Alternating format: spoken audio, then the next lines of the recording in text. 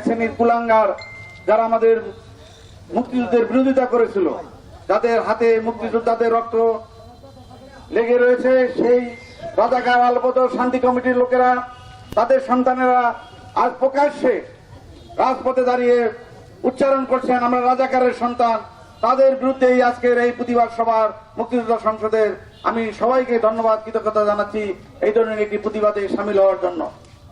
আজকে হাজার বছরের শ্রেষ্ঠ বাঙালি জাতির জনক বঙ্গবন্ধু শেখ মুজিবুর রহমানের সুযোগ্য কন্যা জননেত্রী শেখ হাসিনার নেতৃত্বে মুক্তিযুদ্ধের চেতনাকে প্রতিষ্ঠিত করার মধ্য দিয়ে দেশকে এগিয়ে নিয়ে যাওয়ার যে এক মহা উন্নয়নের রূপ দিয়েছেন, সেটাকে ভুলুণ্ঠিত করবার জন্য, আমাদের এই ঐতিহাসিক অর্জনকে ধ্বংস করবার জন্য আজকে একটা অরাজকতা সৃষ্টি করার মাধ্যমে সরকারকে উৎখাত করবার চক্রান্ত ষড়যন্ত্রের বিরুদ্ধেই আজকে সারা বাংলাদেশ গর্জে উঠেছে।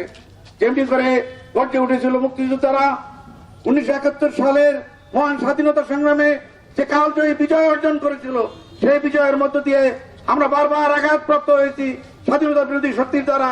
কিন্তু জননেত্রী শেখ হাসিনার নেতৃত্বে আমরা রাষ্ট্র ক্ষমতায় ফিরে আসবার পর মুক্তিযুদ্ধের চেতনার আলোকে যে উন্নয়ন এবং সমৃদ্ধি বাংলাদেশ অর্জন করেছে, সেটাকে ধ্বংস করবার জন্য আজকে মুক্তিযোদ্ধার সন্তানরা এবং মুক্তিযোদ্ধা বিরোধী শক্তি আজকে তারা রাজপথে আজকে স্যাবোটাইজ করার মধ্যে দিয়ে দেশকে ধ্বংসের দিকে নিয়ে যাওয়ার চেষ্টা করছে। আর তার বিরুদ্ধেই আজকের এই প্রতিবাদ সভা মুক্তিযোদ্ধা সংসদে। আমি সকল দেশবাসীকে তাদের কথায় বিভ্রান্ত না হয়ে এই কোটা বিরোধী আন্দোলনের নামে সরকার উৎখাতের যে পায়তারা করছেন, তার বিরুদ্ধে দাঁত ভাঙ্গা জবাব দেওয়ার জন্য আহ্বান জানিয়ে আমি আমার বক্তব্য এখানে শেষ করছি। নিশ্চিন্তে খান স্বাস্থ্যকর অল টাইম পান, অল টাইম হেলদি লাইফ। সোজা কথা হলো, এই দেশের সরকার আমাদের জাতির উপরে হুমকি স্বরূপ এবং এদেশের সরকারকে কিভাবে নামানো যায় সেই জন্য তারা এই অপশক্তি কাজ করে যাচ্ছে। ভাইয়েরা আমার, আমরা যখন এই 30% কোটার বিরুদ্ধে আন্দোলন হয়েছে, আপনারা জানেন আমরা মুক্তিযোদ্ধারা যেখানে বা মুক্তিযোদ্ধাদের সন্তানেরা তো এখন না, এখন যারা নাতি মুক্তর আছে তারা পরীক্ষা দেয়, সেখানে আমাদের এই 30% কোটা ফুলফিল হয় না, 10% হয় না, বাকি সেই 20% বা 22% থাকে, সেই কোটা মেধাভিত্তিক সেখান থেকে পূরণ করা হয়। কিন্তু তারপরেও তাদের কিসের অভাব? কেন মুক্তিযোদ্ধাদের এই কোটা নিয়ে আজকেই ছিনিমিনি খেলা হচ্ছে? আমরা কি মনে করতে পারি? এটা সম্পূর্ণরূপে একটি ষড়যন্ত্র। আজকে এই কোটা বিরোধী দিকে যারা মদত যোগাচ্ছে, তারা কারা? মাহমুদ, তারা 14 পরিবার বোকা 14 সাথে একত্রিত হয়ে এই স্বাধীনতার বিরুদ্ধে অংশগ্রহণ করেছে এবং তারা সাথে সাথে লোক সেই দিন নির্মম ভাবে হত্যা করেছে। আজকে তারাই তাদের পক্ষে কথা বলছে। আমরা এই জন্য বুঝতেই পারি যেটা বিরাট ষড়যন্ত্র। আসুন, যদি শেখ হাসিনা আমাদেরকে যে সিদ্ধান্ত নিবে, আমরা সেই সিদ্ধান্ত মেনে নিব। আদালত যে সিদ্ধান্ত নিবে, সেই সিদ্ধান্ত মেনে নিব। আদালত যখন রায় দিয়েছিল, তাদের উচিত ছিল আদালতের পূর্ণাঙ্গ রায় যতক্ষণ পর্যন্ত না হবে, এবং আদালত বলেছিল যে সরকার যদি মনে করে সেটাকে কমাতে এবং বাড়াতে পারবে। আমাদের রাষ্ট্রপ্রধান যদি শেখ হাসিনা দেশের বাইরে ছিলেন, তিনি আসার পর্যন্ত সেটা অপেক্ষা করা প্রয়োজন ছিল, কিন্তু তারা সে অপেক্ষা না করে আন্দোলনে নেমেছে, ভাঙচুর শুরু করেছে, গাড়ি পুড়াচ্ছে। তাইলে আমরা কি বুঝতে পারি? আন্দোলন কোঠারিয়ে নয়, আন্দোলন হচ্ছে সরকারের বিরুদ্ধে। আসুন আমরা সবাই ঐক্যবদ্ধ হই, এই দুষ্কৃতিকারীদেরকে আমরা সকলে নিপাত করে যদি শেখ হাসিনা রাতকে শক্তিশালী করে তরুণ আন্দোলনের মধ্যে দিয়ে এদেশকে উন্নয়নের পথে এগিয়ে নিয়ে যাবো। এছাড়াও এই আশাবাদ ব্যক্ত করে সবার ভাইদের রক্তে, মুক্তিযোদ্ধার সন্তানদের রক্তে আলবদর রাজাকারেরা রঞ্জিত করছে। ওরা কোটা আন্দোলনের নামে যেই নেমেছে, আপনারা লক্ষ্য করেছেন যে কোটা আন্দোলনের নামে ওরা হাইকোর্টের কোন নির্দেশ মানছে না, তারা সরকারের কোন নির্দেশ মানছে না।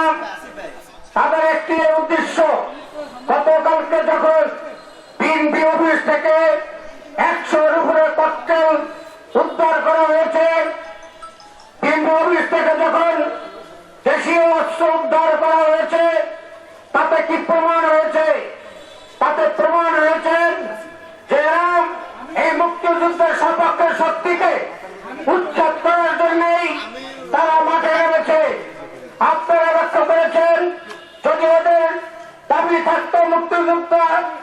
কোটা সংস্কারে, তাহলে তারা গাড়ি ভাঙচুর করত না, তারা মেট্রোরেলে হামলা করত না, তারা চট্টগ্রাম ঢাকা সহ সারা বাংলাদেশের সেই সমস্ত ছাত্ররা নিরপেক্ষ তাদের উপরে হামলা করছে না।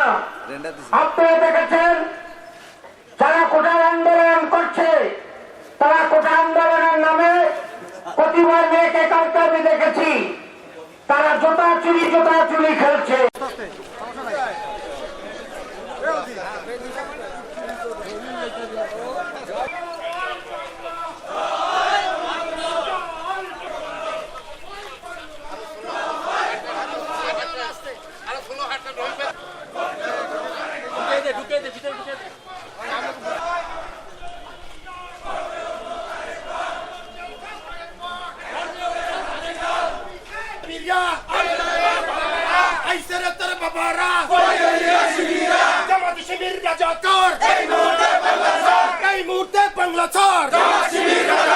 তুমি কে আমি কে একাত্তরের হাতিয়ার গর্জে ওঠে আরেকবার লাল সবুজের পতাকা যারা আছে এবং নারী এবং সহ অন্যান্য যারা আছে তাদের কোঠা করতে তো সুযোগ আছে। উচ্চ আদালতে নিশ্চয় আপিল করা ক্রম হচ্ছে এই দেশের মহান মুক্তিযুদ্ধ এবং মুক্তিযোদ্ধাদের পক্ষে কি উদ্দেশ্য হচ্ছে তাদের ভিতরে ওই ৭১-এর বসে রাজাকার আলবদর মাথা চারা দিয়ে উঠেছে। সকল আন্দোলন জননেত্রী শেখ হাসিনার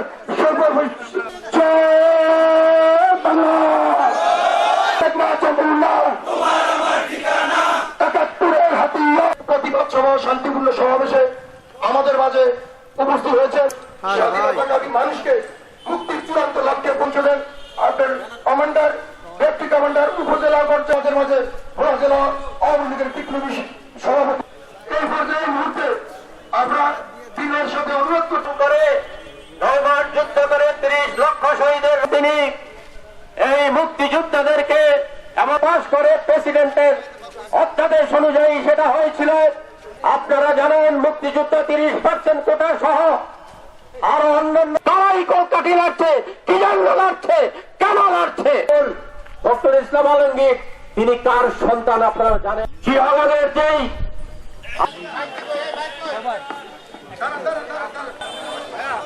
সম্মানিত উপস্থিতি আমাদের কাছে সুস্পষ্ট ভাবে প্রমাণ হয়েছে এরা আসলে সংস্কার যোদ্ধাদেরকে অপমান করার জন্য একটি রাজনৈতিক মহল। 2018 সালে যখন কোটা বিরোধী আন্দোলন হয় তখন আমাদের যারা সমস্ত জনগোষ্ঠী ছিল তারা উচ্চ আদালতে রিট করে যোদ্ধা ভাইয়েরা মোটেই নয়। বাংলাদেশে মুক্তিযুদ্ধ এতদিন কোন রাজাকারের দোষদেরকে ছাড় দেওয়া হবে না ইনশাল্লাহ। ৭১ স্বাধীনতা যুদ্ধে স্লোগান উঠেছিল বীর বাঙালিরা। আমরা রাজপথ থেকে যতদিন পর্যন্ত বক্তব্য রাখবেন ভোলা জেলা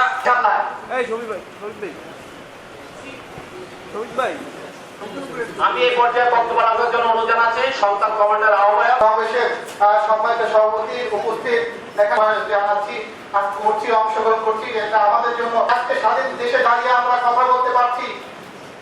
বিএনপি চক্র তারা যে এই তাদের যে আন্দোলন এই আন্দোলন আমরা তাদের সেই জামাত শিবির রাজপথ রাজাকারদেরকে আসুটি অব্যাহত থাকবে যতদিন পর্যন্ত আমাদের মুক্তিযোদ্ধাদেরকে সবল দেওয়ার জন্য তারা একে চেষ্টা চালিয়ে সন্তান কমার ঐক্যবদ্ধ ভাবে শান্তি ও বঙ্গবন্ধু তাকে যারা আমাদের যুদ্ধে ঝাঁপিয়ে পড়েছিল সেটাই